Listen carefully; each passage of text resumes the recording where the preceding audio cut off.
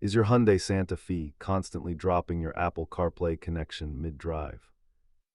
Studies show that 8 out of 10 infotainment connection issues are actually caused by a faulty or low-quality cable. Let us walk through the troubleshooting steps to get your system stable again. Start by swapping your cable for a certified one and clearing any debris from your phone port. Sometimes the handshake between your phone and the car gets corrupted, so try removing the device and pairing it fresh.